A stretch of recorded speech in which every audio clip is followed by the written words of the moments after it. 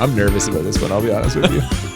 Why are you nervous? Because over the years, we've had some movies that have included the Catholic Church, and your views on said church have been a little bit, I don't want to say controversial, but like, I just feel like we're in a bit of a minefield here is all I'm saying. You're worried that I'm going to have some firm and strong beliefs about organized religion, in particular the Catholic Church? Well, while we were watching this movie, you were basically putting stuff on characters that we saw no evidence of. I think you're kind of just like dealing with your own thing here. I mean, there is a long history. You refer to the one guy as Father McRappy. That guy definitely has... We don't see him do anything like that. No, but that's what he's repenting for. Did you see the scorn in his eyes? That man is doing some work because he has done some bad deeds. The point is, I'm nervous. Welcome to Bad Movies and Beer. I'm Cooper. And I'm Nolan. And today we are watching a movie that was informally recommended to us a whole bunch of times. We're talking about The Velocipastor. Yeah. It's just like, oh my God. It's like a Sharknado adjacent. I don't know. This thing's not a fucking real movie, right? No, I mean, it is a movie, and we did watch it. Yeah. This is a hard one for us because we tend to try to stick to movies that got theatrical releases. Yeah. And this one definitely falls in the CD like movie range here, right? Well, we've watched stuff like that before. Don't make us sound like fucking movie snobs the way you're a beer snob. Like, this is, you know. I love that you're putting this on me, that you're deflecting here. If anyone's a movie snob, it is you, not me. What are you talking about? I accept all movies in their fulsomeness, especially ones about pastors who turn into fucking T-Rexes, yet they call the movie Velocipastor. Well, that's a whole other thing. And we are going to get into all of this. But before we do, as always, we have paired the movie with a beer that we are going to enjoy today while we discuss it. What are we drinking today, Noel? Yeah, we struggled for a little bit. This has been asked for a while, this movie, right? Like, we've had lots of requests from you guys have to watch this. You have to watch this. Yeah. So we've been looking for a dinosaur-based beer for a while, and we found one for Tammy in the T-Rex, but have kind of struggled since then. Well, yeah, but as you rightly pointed out, we were in Pixbury this past summer. I'm like, oh, we got to find our dinosaur-themed beer. You were like, we're going to a fucking brewery called the Church Brew Works. For some reason, I completely ignored the religious side of this. It was very focused on dinosaurs. So we made this work by visiting the church. Clearly, this is called Velocipastor, and the pastor works in a church. This beer is from the Church Brew Works out of Pittsburgh, Pennsylvania. This place has been around for a long time. They started mid-90s and have been producing craft beer for quite some time. They took an old Irish Catholic church. I think it was mostly Irish and Catholic Pittsburghians. What do they call it? What are the people from Pittsburgh called? Yinzers? The Yinzers. They took the Irish Catholic Yinzers church, and unfortunately the church closed down, I guess, and it turned into, or had been repurposed into, this brewery. It's really neat because, like, there's still pews in there. You still have all the old stained glass and the ceiling and this sort of grandeur. I rail on organized religion, as you know, and you're worried about. Yeah, you're afraid of that. But what is not something that I like? Am upset by? Yeah, it's amazing. They created. I mean, when you steal all the money and stuff, it's easy to create really cool spaces. Jesus Christ! I apologize, everyone.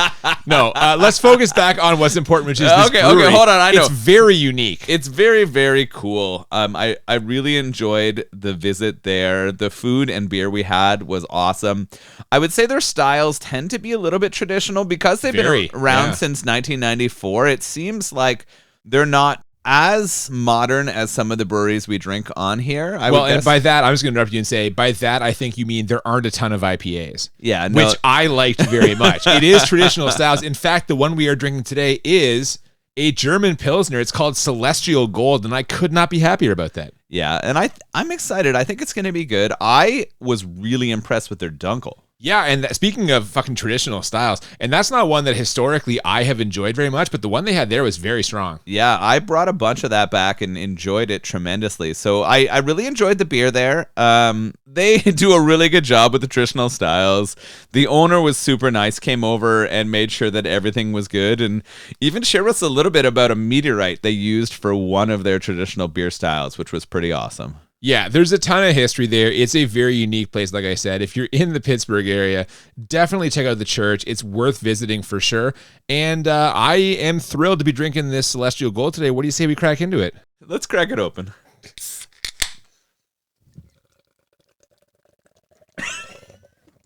Before we begin, a title insert tells us that this film was rated X by an all-Christian jury, which is just a great historical callback.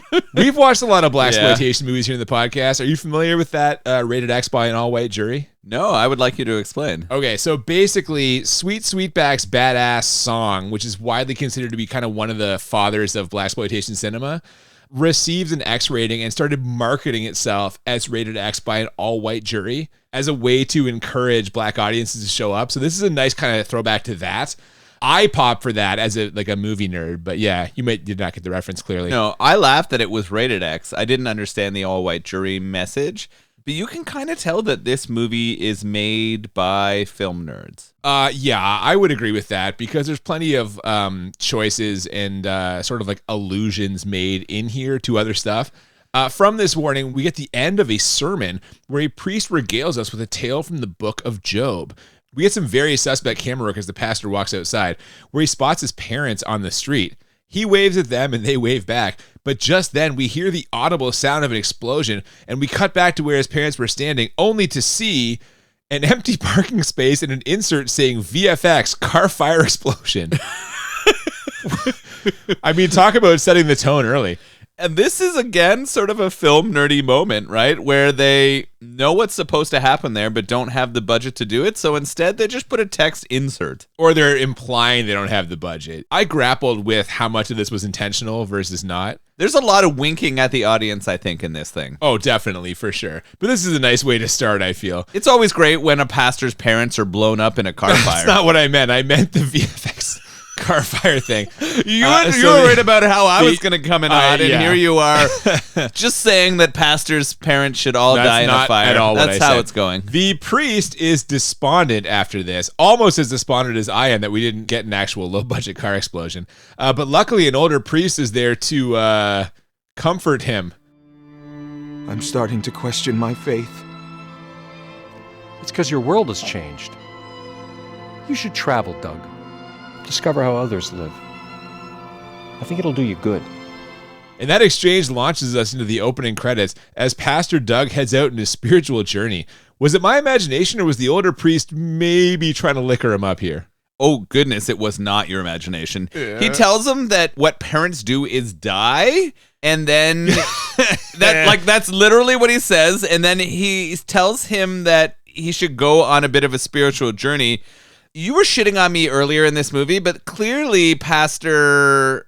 What's his name? Father Stewart. Father Stewart is giving off rapey vibes here. Listen, I think maybe he just knows that the best way to get Doug to relax is by plying him with alcohol. Doug has gone to Father Stewart for guidance. And the kind of guidance that Stewart wants to provide is one in which I'm uncomfortable with, one in which most of society deems wrong with an alcohol-induced and power-based relationship. Wants to guide his into Doug's ass. Yeah, I think so. And that's the issue that I have with Pastor Stewart. Pastor is what I'm going to call him from now on. Oh, my God. But he does, after some bad touch, send him on a spirit journey. He does. And soon Doug reaches his destination, and it's China. According to what he tells us in the insert anyway. This looks more like the woods of Michigan or something like that. They absolutely do not look like Chinese forests. No. Immediately, I was calling this shit out. The part that got worse is this same forest was used for 70% of this movie setting, and I'm angry already. Well, there is a Chinese girl there, though. That lends credence to this, but she's being hunted by a mysterious man who shoots her through the chest with an arrow. Doug witnesses all of this and runs to her, where she gives him a fateful warning. Destroy it, or they will hunt you forever. And the it in that sentence is a strange claw, and in Doug's haste to get away, he cuts his hand on it. Now, as far as superhero origin stories go, I've got this as about a 3 out of 10. You mean being in a Michigan forest, seeing an Asian woman... It's China. The title tells seeing an Asian woman impaled by an arrow, bleeding out, trying to communicate to you that you need to destroy this, yet grabbing it and turning into a Velociraptor ninja yourself. Well, you think that's not a legitimate origin story here? how are you going to destroy it if you don't take it from her? He's got to take it from her, but it's sharp, I guess. He takes it from her, he cuts himself, and we have a bit of like a sweaty flashback kind of moment as he embraces the Velocipastor. Or was it all a dream? Well, because he wakes up the next morning, and we learn that he's been having dreams like this many times before, when that older priest, Father Stewart, comes in to provide him with some support. Now, Father Stewart also has some thoughts on why this keeps happening. It's no wonder this haunts your dreams. What did that Chinese say? Dragon warrior? Stewart here is not doing himself favors by calling her that Chinese. It does not make him look It's good. lending credence to some of my theories about him, I would say. What's interesting, though, is the only time we see that artifact, the one that cuts his hand and starts all these problems, is in that scene. We never see it again. It never comes back ever again. So what tells us that he didn't destroy it or where it went? Like, there's nothing to say that something happened to that thing. Or was it all a dream? I'm still not convinced. Pastor Doug is also really struggling here, so he runs out into the street where he and we are going to meet some secondary characters. There's Carol, a hooker with a heart of gold. We see her give some money to a homeless guy, and also her pimp, who introduces himself. Now, what's my name? Frankie Mermaid. And why is my name Frankie Mermaid? Speak up, Carol, I'm gonna give you the fucking boot! Cause you're swimming in bitches. You're goddamn right. I guess he actually has Carol introduce him. I don't know what is going on right now, but I love it. We blew our top on this one. How about Frankie Mermaid? It comes out of nowhere. Like, we are having this strange, like, Catholic ninja experience, and then all of a sudden, Frankie Mermaid comes out and throws a swimming in bitches line, and we just fucking lost it. Like, it was out of control. This is a bald man with, like, a pretty strong perv stash and an some egregious big glasses. comb over. Oh, God, and he's got the long hair coming out the back, and his outfit is just... Pimptastic. It is pimptastic. Yeah, they are leaning hard into the pimp stereotypes here with Frankie Mermaid, and it's pretty funny. Carol herself, though, we're going to find out a little bit about her soon, but we know that she's willing to, like, do some stuff to help others, so maybe there's something in here that's redeemable about her. Pretty ordinary looking lady. Yeah, she looks like a regular brunette woman, although she has kind of intriguing eyes. She's got something. There's a bit of a sparkle to her that, I mean, the pastor is going to run into soon. She's a binary one. Out of your would I, wouldn't I scale, you would That's I. not how that scale works, necessarily. All right, so that night we get Pastor Doug running through the forest doing his best Wolfman impression. And yes, this forest does look an awful lot like China. Wouldn't you know it, Carol just happens to be walking through the same forest. I guess she's looking for some woodsman Johns. This does not seem like a high success area. Well, unless you want to see a mugger get eaten by a paper mache T-Rex. So we're back in China forest. It's the same forest from before, and this time Carol, our Women of the Night character, is there, and she gets threatened by a mugger. He pulls what looks like an actual gun on her and tells her to take him to the money, and she tells him that he would have to go to the pimp and it would fuck this other guy's world. But this robber is not taking no for an answer until who shows up to save the day? Well, I already said it's some sort of dinosaur creature. Well, to be honest, Pastor Doug shows up and then all of a sudden turns into the Velocipastor. The problem I'm having here is instead of looking like a Velociraptor, it clearly looks like a paper mache T-Rex. Oh, it is not even a little bit of Velociraptor. It's 100% a T-Rex, and like a 5-foot tall T-Rex. A very short, and its arms are probably proportionally too long. It does, Now we're however, nitpicking. I don't maul know. the shit out of this robber and saves Carol from the attempted assaulter harm here. 100%. Unless this was also a dream. It's not totally clear because in our next scene, Pastor Duck wakes up again and I immediately was like, fuck, he dreamed this whole thing. But no, it turns out he's in Carol's bed. She enters the room with a cup of coffee and I love the way he greets her. Hello, my child. Did he this hooker? Because it sure seems like it. Things are pretty interesting here, right? Our pastor, who had some trouble after his parents were exploded in front of him, went on a journey quest to China, grabbed a tooth that turned him into a Velociraptor pastor. Wasn't it a claw? It was a claw. I don't know if it's a It was claw or something. tooth. It doesn't matter. I'm not sure. Yet, despite that, he looks like a T-Rex killing robbers in a local forest and winding up in a women of the streets bed. I think you're selling Carol a little short here, calling her a hooker is a little bit strong. I mean, she's pre-med, She pre-law. said she's a hooker. She's just doing that to pay for med school, law school. You know what? Yes, her tale of struggle is quite inspiring as we go through this. It turns out that the priest did not nail Carol. We find that out immediately. He just transformed into a dinosaur and ate someone. And in my books, this scene is noteworthy for two things. First, the aggressive use of zooms the director of photography employs here. And second, the fact that he denies her version of what happened last night because dinosaurs never existed. Is it too early to give this thing a crit 20 or... I mean, that's not even going back to the kill scene where the dinosaur clearly bites a mannequin. It's 100% a mannequin. It also looks like the robber has hair, but the mannequin head is completely bald and could not be more of a mannequin head. This shit is ridiculous. It's pretty funny. What I like about this sort of scene here is they make it a little bit gray at the start whether they f***ed. And the pastor is having troubles with this. He's like, Was it your first time too? Yeah. Well, as I said, I'm a priest. So we can never say it's... Wait, what are you even talking about? and I thought that was pretty funny. I like that kind of section there. Well, put yourself in his shoes. Let's imagine you've never had sex before and then you finally do and you can't remember it. Isn't that kind of like a nightmare in a lot of ways? I guess, especially if you were a dinosaur for part of it. I think that's what made it novel for our Carol character. Yeah. She was like, I haven't f***ed a T-Rex before, and I'm down to try. Like, who wouldn't want to try that kind of experience? If an erection falls in the forest, no one's there to hear it. Does it make sense? Is he still living his vows? That is the question. I think, I mean, maybe. If he's a dinosaur and f***ing women, I don't think he is really himself, and therefore he is still living his Catholic vows. Well, whatever happened last night, the pastor needs proof. So he asks Carol if she's got anything he can wear while they go check out the forest, and she does.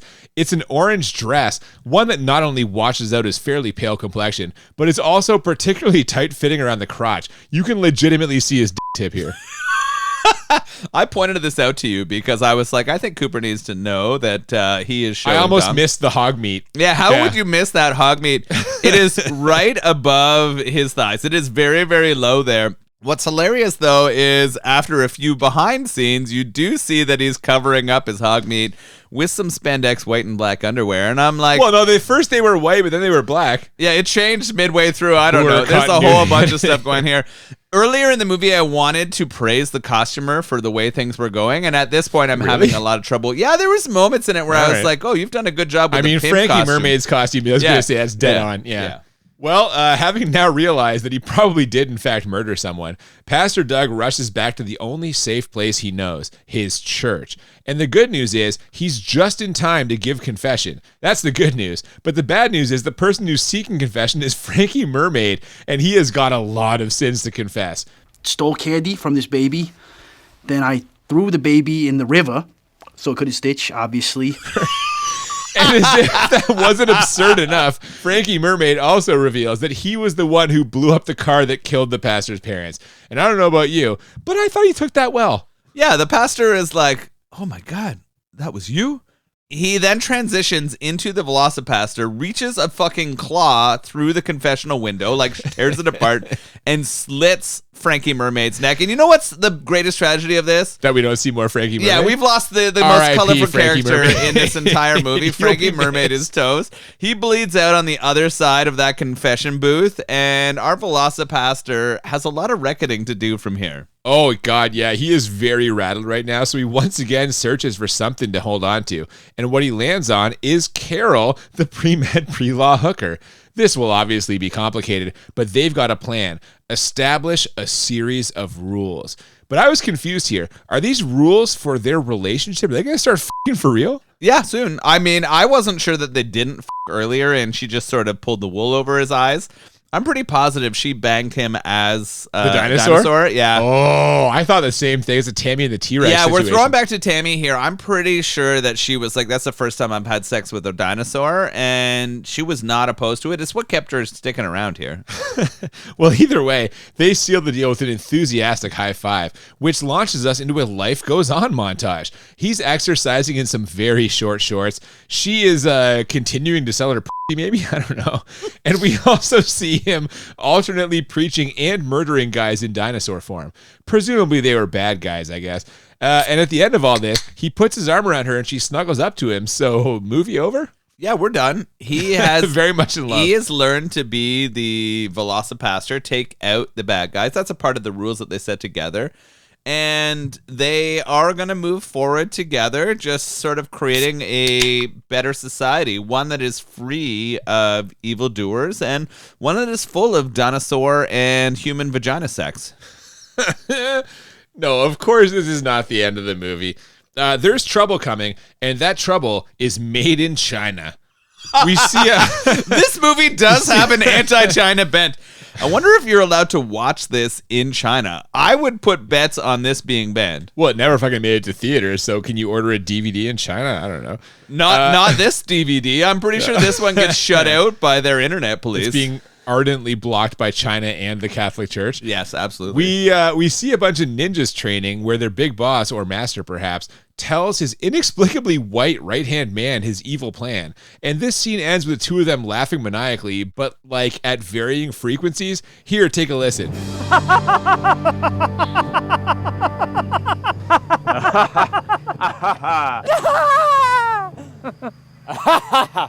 What the fuck is going on? I laughed really hard at this evil villain laugh moment because they were clearly intentionally being ridiculous with it. I thought this was pretty funny. This is one of those moments where you're like, they know what they're doing with this movie, and it's hard not to give them credit for how bullshit this is, but it's also like really, really bad. I struggle with that, but I'm not totally convinced. I really grappled with this as we went through here. Despite that positive montage we saw a few minutes ago, we quickly see that it isn't all roses and communion wafers for Pastor Doug. His mentor / friend, Father Stewart, has some grave concerns about his new lifestyle and his relationship with that maybe ex-hooker. Maybe? Yeah, he's upset because he doesn't like the relationship between Doug and his lady of the night. He feels that her previous experiences have led her to a life of sin, and I'm kind of curious here because I feel like Stewart should be about the redemption story, and he is not showing that for Carol, and that has me a little upset. Well, no, but he is showing it for Doug. He's got a solution to Doug's whole dinosaur problem. It's a full-blown exorcism. Doug tries to talk him out of it, suggesting that this might just be a noble calling. I might be on a mission from God himself. That's insane, Doug. God does not want people dead. Oh, I think God wants a lot of people dead. And I'm with Doug on this one. Have you ever read the Bible? Because, spoiler alert, God kills a lot of people in there. Yeah, I think Doug is onto something here. He's been given a bit of an extra talent to turn into a T-Rex and to murder people who are causing problems, so maybe he needs to use this for justice sake. And Father Stewart is not with it. He doesn't believe in this. He feels like there's an issue here, and this is why he locks him away. He's going to prevent Doug from getting out into the public again, and he's going to be heading with Doug over to an exorcism before he can cause more mayhem in the public. That is true in a minute, but before that happens, we get a scene where Doug, locked in that room by Father Stewart, has a lot of time to reflect on his life. And reflect he does via flashback to a conversation with his parents that, when he snaps back to the present, causes Pastor Doug to rip off his priest collar so we can tell that he is really going through something here. They've done a lot of what seem like meaningless flashbacks, and they're going to pay off in the future. And I was very surprised and blown away. Oh God, you and me both. As you mentioned, Father Stewart is very concerned about Doug, and he cannot wait for the diocese to send someone to fix him, so he takes Doug to someone else he knows who can maybe help, a disgraced former priest called Altair, who now performs freelance exorcisms. He starts talking to Doug about the situation he finds himself in, but the real high point of this scene happens when Father Stewart drifts off to his own flashback. This one's set in the Vietnam War, which looks an awful lot like every other forest scene we've seen in this movie. Seriously, did they film this thing in a 5-block radius, or Yeah, there's so much going on here. The Altair character who's going to perform the exorcism, he clearly looks like a rip-off emo David Blaine. Like, they're trying their best. Chris Angel. You're describing Chris Angel. Yeah. He is definitely Chris Angel. It's so bad. When they switched to Nom here, I actually think that the same character is playing one of his Nom friends, but it is a different character. They casted such similarly looking people that I was very confused. They're in Nom and they're talking about getting back to the future, and our ish like pastor is pining for his lost love, who is this like 65-year-old woman. She's not young. Yeah, listen, I don't know why we're seeing any of this. Like, the whole time watching this, we're both like, what the fuck does this old priest have to do with our main story? This is just padding, but also extremely dark comedy. Why are we in the China forest? Because it's the exact same forest from the beginning. And no, but he's there. He's literally writing a letter to his dead friend's parents. His friend fucking dies. I don't know if you mentioned poor friend Ali takes it. He gets shot as they're going through a very dramatic moment. This is one of the like most dramatic yet least impactful scenes in a movie I've ever seen in my life. Because there's no reason for it to be here. It's absolutely padding. It relates to nothing. But this his best friend is a dies. 75-minute movie that has padding. It's not even 75. It's 70 minutes. And yes, it has padding. His best friend dies. He's writing a letter to his dead friend's parents. He literally signs it, Dear Ali's mom and dad. He doesn't know their fucking names. While this woman that you mentioned that he's in love with, the one that he left behind and is fighting for, just randomly shows up in the Vietnam jungle. And she runs towards him, and he feels great joy like he did a few minutes ago. But right as she gets to him, she steps on a landmine that explodes her into a fine mist. And what I will always remember from this scene is you and I looking at each other, mouths agape, wondering what the fuck is happening here. There was no need for this scene at all. None of this. None of it. Stuart, we didn't understand his motivations for being a priest before. Now we understand it's because he was in Nam and his bride was fucking incinerated in front of him. How did she get to the battlefields of Vietnam? There is no way that she could have been there. It's so absurd. There's also no way to know that this would have been the future that he would fucking fall to. He would be there trying to save his friend Doug from being a Velocipastor in an exorcism situation. Yeah. Like, there's no way to know that this is what we'd have. And yet, back in the present, in what passes for reality in this movie, it's exorcism time. But if you can believe it, an exorcism performed by Chris Angel's dirtbag uncle goes horribly sideways as Pastor Doug transforms into a dinosaur creature, or at least a guy with jacked up teeth and slit eyes who's wearing a weird claw puppet on his hand, and that creature seemingly kills Father Stewart, which, and correct me if I'm wrong, you took as a sign that he was in fact evil. Yeah, I mean, this told me, despite the story we just saw of him pining for his love and her getting blown up by a landmine, it seems like Father Stewart must have taken a right turn after that point. Yeah, he turned right into some That's what I've been suggesting. But you're not letting that pass through this fucking monologue, No. but that's all right. Here's what I don't get, though. This guy kills Father Stewart, seemingly, but he lets the exorcist, a.k.a. present-day Adam Lambert, live? I don't get it. Present-day Adam Lambert does not get killed, despite him clearly being the one who should be the victim in this scene. We see him slash poor Stewart. I'm actually, fuck that guy. Fuck Stewart. We see him slash Pastor Stewart, who I give zero shits about, but we transition out of here rather quickly. Where do we head from here? We didn't mention this when Pastor Stewart has a little flashback, but he gave us like a big inner monologue where he's like narrating his own life. We cut to another one of those, this time from some random ninja who encounters Pastor Doug in a forest. It's about how he knew this is how he's going to die and reflecting on the love of his own life. And I guess the lesson here is that all lives have stories of their own. Or maybe they just really need to hit that 70-minute mark. It's one or the other. We're really struggling at this point of the movie. You're dragging this thing out, Oh man. my God. A lot of the scenes that are happening right now were just like, why the fuck is this still going? And clearly you didn't have enough content to make this a real movie.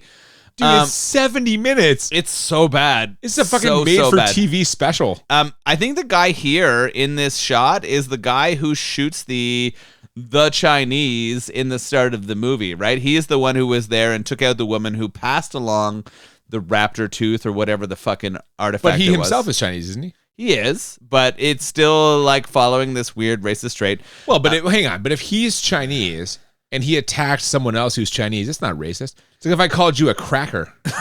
That's still racist, regardless of Why? whether you are No, a but cracker I'm or white. not.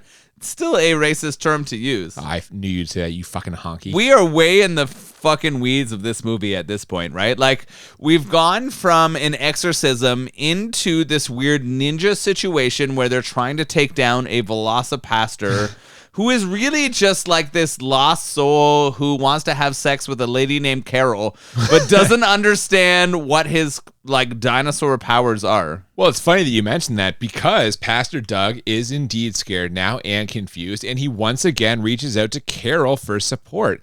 And she supports him the only way she knows how, by f***ing his brains out. Now, the really weird part of this, though, is the super artsy way they framed this sex scene. There are split screens and different color lighting and all these different framing shots to take us through their whole relationship. I am just so confused right now. What is this late 90s, early 2000s music video doing in the middle of this movie? That is exactly how I described it. I was like, we are in the middle of a 90s music video right now as we are getting all these weird framed cinematography moments of them like flashing back while they're having sex. The most disappointing part for me is neither of them really get naked and we don't see anything as they're like flashbacking going through this. I was hoping he and Carol would fully engage and then they would give us that shot. You were upset that her bra never came off. I'll just say No, the nudity wouldn't have done it for me, but it would have felt better if they seemed to be naked. Okay. You know what I mean? I'm already flashing Do you know forward what I to your mean? rating, Yeah. and I feel like I know the number now because of this. I know what you're saying, but I don't necessarily agree. We fade back in on daylight coming through the curtains and Pastor Doug spooning Carol in his tighty whities. But this idyllic morning scene is shattered by a cadre of ninjas diving in through the window and attacking both of them. Turns out Carol knows karate too, and they quickly dispatch the ninjas. But one of them, who I thought was the white henchman we saw earlier, gives Doug a cryptic warning. Remember your faith, Father Jones. But what does it mean? It means that Father McRee is still alive. Come on, man. No. Yes, Father Stewart is still alive. He wakes up in our next scene in the camp of our big bad and his many ninjas. Father Stewart here wearing an eye patch over his glasses, which is ridiculous. Almost as ridiculous as the reason why the big bad guy brought him here, to achieve global dominance by flooding the streets with cocaine that's 4 times as powerful under the watchful guidance of Christians like Father Stewart himself. I don't even, what? This is an indictment of Christianity. They are saying... Oh, do you think so, Doctor? They are saying it might be. that Christianity has used drugs and money and influence to help maintain their power. And this is the moment in which Father Stewart can choose to be a part of it or not. And what does he choose? I've been describing him. Do you want to apologize to Father Stewart right now? You do want to apologize to him. That's right. But what I'm going to say is that he is not down with this plan. He's not okay with making Christianity thrive by getting a whole bunch of people addicted to cocaine. No, man. He tells the big bad to kick rocks. So that same guy stabs Father Stewart through the heart with an arrow. And in our next scene, Pastor Doug reveals via yet another inner monologue that before that white ninja died, he revealed the location of their hideout. So I guess that wasn't the main henchman. This is where I figured it out. Either way, Doug dresses up like Faith-era George Michael and goes to settle the score. It's time to get our leather jacket on and to settle and this fucking white shirt. Oh, boy. It's special. Do you think that's intentional? I don't think George Michael... He's got to have faith. Oh, boy. Right? Come on. Wow. Okay, maybe you're onto something here. I'm not going to take that away from you. I think that's a good pull. What I'm upset about is the inner monologues at this point. There's been so many of them, and they're all terrible. Every time a movie goes to this, I'm thinking it is the wrong choice. Even in Tank Girl? Even in Tank Girl, I think inner monologues are the wrong choice. That's a big admission by you. Yeah, for a big admission for you. That's a great movie that you fucked, but I will ass, and I will stand by that. No, it's great. I feel like we need to make a movie that is only internal monologues to just be as obtuse and fucked up as possible. I'm going to steal a Norm Macdonald joke to give you the title of that movie. Do you want to hear it? Yeah. Box Office Poison. You think it's not going to go anywhere, huh? Oh my God. Who would ever want to watch a whole movie of internal monologues? What a fucking nightmare. All right. Well, I'm going to start writing it and nobody's going to pick it up and it will burn in a fire of garbage. All right. Well, I mentioned that it's time for Pastor Doug to settle the score, and it turns out this score is going to hit a little closer to home than he might have imagined, as it turns out that white henchman is his brother Sam. For real. We get a truly ridiculous sequence here where we revisit those family flashbacks from earlier, only they pan to the side to reveal this guy looking incredibly butthurt. And I'll tell you now, if you had told me 10 minutes ago that this movie couldn't get more ridiculous, I would have lost all the money I have betting that you were right. You would have put your mortgage on that this movie has gone as far as it could possibly go. Yeah. Yeah, and it has gone further. So what we found out now is that the second in command of the ninjas is actually the Velocipastor's brother. He's really angry because the Velocipastor's family loved Doug way more than That's him. all it is. He was the favorite son and Sam was not. And this brother v brother showdown is actually kind of short here. Sam swears on his ancestors that he will end Doug. But after dropping his sword, Doug uses some kind of raptor force powers to pull it up to his hand and runs his brother through with full gore. Blood is spraying all over his face as he reminds him, Your ancestors are my ancestors. I mean, he's not wrong.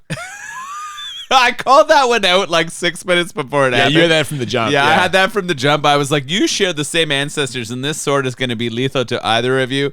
When he fucking jabs his brother without qualms, and then we have that blood splatter, it's actually a pretty good moment. Well, hang on a second. I mean, It's this movie. everywhere. It's Yeah. not a good moment, but like the fake blood is just, it's a fucking hose. It's all over Sam, the guy who's dying, and then it's all over the Velocipastor's face, and that's going to be on him for the remainder of the movie. Yes, it is, but there is still some movie to go, as there are more ninjas still hanging around, and they come out swinging here quickly and surprisingly killing Carol. Now, she does not die right that second. Instead, Doug scoops her up in his arms, where they share an emotional goodbye. And all I could think of during the scene was, why aren't the ninjas murdering him while this is happening?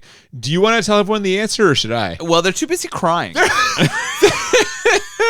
They are legitimately crying. They cut to these ninjas who are watching this emotional scene, and they're like comforting each other. What is happening here? Doug is holding Carol in his arms. She's got a slash across her chest, which he is holding her, and all of these ninjas are like in a ball of emotions themselves. He's kind of letting her go as he's telling her that she did exactly as she should, and she's really the one who's winning this scene by telling him that he's going to fulfill his destiny as the Velocipastor, wiping out all of the evil doing. Well, it turns out that was exactly the motivation he needed, as he rises dramatically and basically tells these ninjas that they are fucked. And fucked they are, as he once again transforms into a 5-foot-tall rubber T-Rex. And the guy in this rubber T-Rex costume just starts murdering these dudes. I said it while we were watching this, and I'm saying it again. These are the worst effects I've ever seen in a movie. Holy fuck. I don't understand why this is called Velocipastor when it clearly should be called... Oh, God. Priest Rex. Pastor and the Rex. T is, Pastor Rex is not It bad. should yeah. clearly be called Pastor Rex.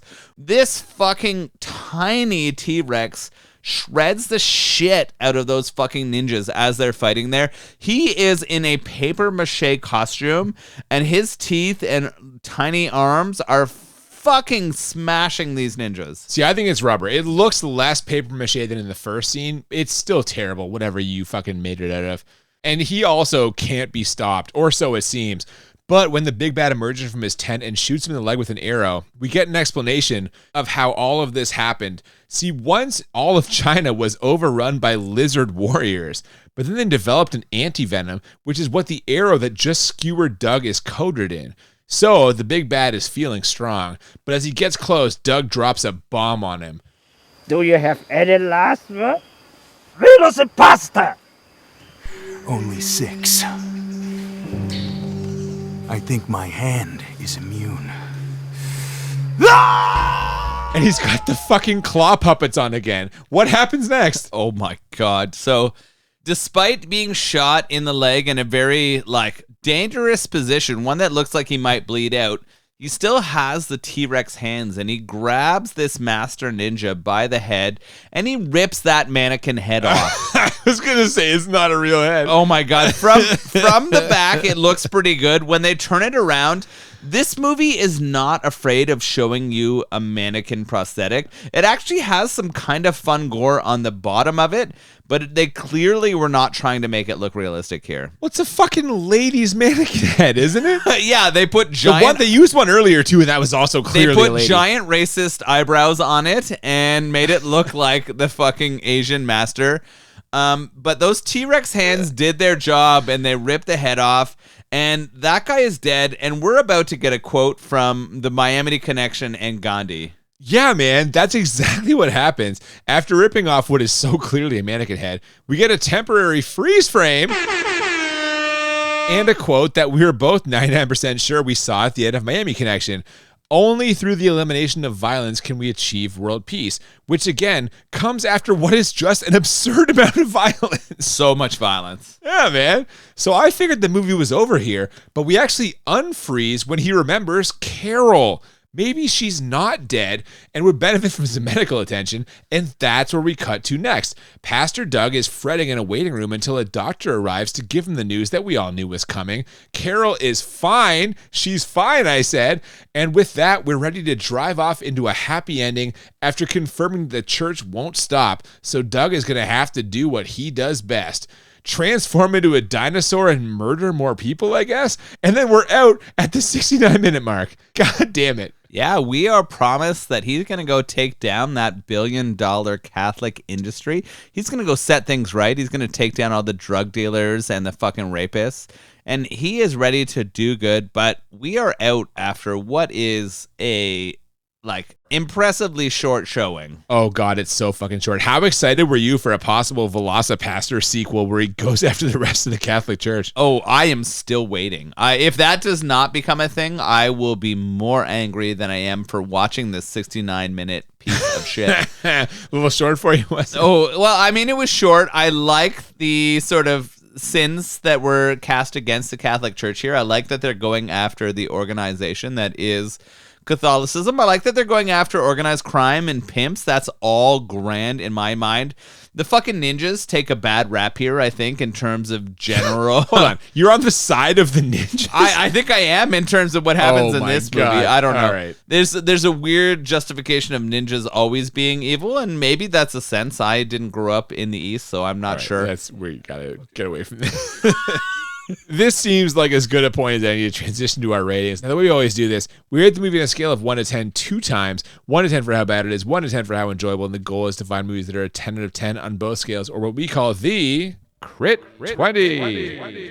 And I don't know about you, but I definitely hadn't heard about this movie before we started doing the podcast, and I have to say, this is exactly the type of movie I pictured when we started this. We've covered some B movies. This is a C movie, maybe even a D. Like, nothing about this, from the sets to the acting to the effects, God, especially the effects, is good. And in the past, I've struggled with whether or not that was intentional and whether that should factor into my rating. But in this case, I just don't care. This thing, in my opinion, is serious enough that I'm giving it the full 10 for how bad this is. And let's not overlook that there's at least a couple of scenes that we both thought were padding, and this thing is still barely 70 minutes. So that is exceptionally bad. I have this as a 10 out of 10. What about you? There's no debating that. This is a 10 bad. There we go. Like, absolutely a 10 bad. The acting is atrocious, although there were moments where Pastor Doug let me believe he was a competent actor. Him and Carol kind of pulled off an occasional moment, but if we're talking about Ruby Stewart, it just didn't happen.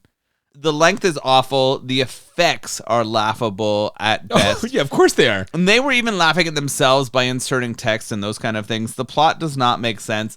And the fact that they have raptors and T-Rexes like confused in this so movie. Clearly misconstrued, yeah. And I really wish I knew whether that was intentional or not. I kind of have to assume that it is because See, I don't think so so. bad. I think they had the idea and they were like, we need a dinosaur costume, and all they could find was T-Rexes. That was the best that someone could create for I them. think they did a little fucking hunt around the fucking community, and all they could get was a T-Rex costume. They were like, fuck it, it's close enough. Like, if they watched Jurassic Park or read a single book on dinosaurs, they would know that was not a raptor. We all know costume. it's not a raptor. I think it's just like we got to put this guy in some kind of dinosaur thing, and it's the easy way to do it. It makes me so angry that it's so inaccurate in terms of their dinosaur knowledge that like it needs to be a 10 just based on that. All right. Like if there was nothing else in this movie, the actual factual dinosaur fuck up is a 10 bad. Well, but there is a lot of other stuff in this movie. Oh my God, That there's so much in this movie that lends itself to a 10 bad. There you go. But how enjoyable did you find this movie? Holy shit. This is a much harder rating for me. It was so silly. It was so silly. I loved how anti-Catholic it was. Come on now. I loved how anti-ninja it was. Wait a second. What? Why if the ninjas angered you? The poor ninjas. I actually shouldn't upset ninjas. I felt like they did a raw job on Carol. Like I feel like they did. Carol got a raw deal. Yeah, I feel like a raw job. I feel like Carol. They raw Carol, and I mean, she should have at least gotten a condom. Is all I'm saying. Like it was. She's pre-med. You think she'd know about pre-med, pre-law. Yeah. It's just too short. The story's too bullshit.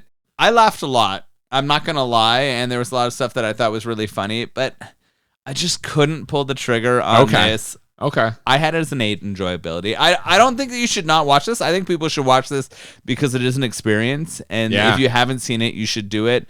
But it does not hit the crit 20 level for me. It is not the same as some of the movies I pulled in that way. Totally fair. I completely respect your rating.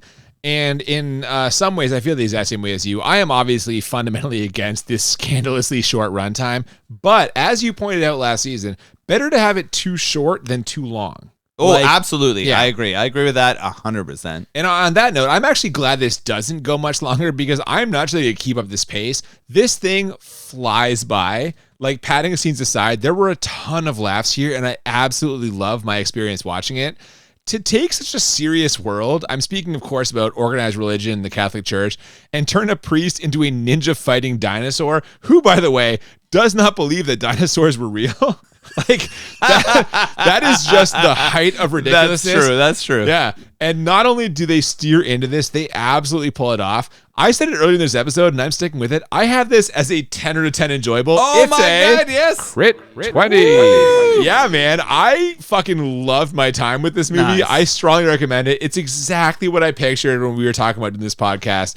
If you fucking have not seen the Velocipastor, you can spare an hour and 9 minutes to watch this thing. It won't take long. It won't take much of your time. Really enjoyed it. It's a crit 20 from me. You got close, but not quite. We're different sometimes. It's fine. Yeah. How did you feel this beer that we had? It was insanely crushable.